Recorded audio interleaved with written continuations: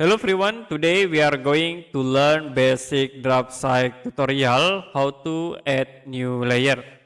As example, I will create rectangle and circle.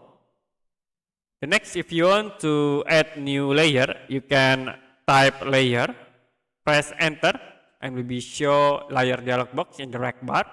So in here you can click these icons to add new layer. I will set the names into rectangle. And you can change the color into red. I will add again another layer with the name circle and change color into green color.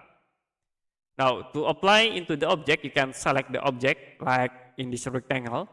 Go to properties tab and then you can click at this option. You can change layer into rectangle. So it will be changed into the red color. I will select again this circle. Click at this layer option and you can choose the circle layer. Okay, that's it for basic Draftsight tutorial how to add new layer. If you have any question about tutorial, you can comment below this video.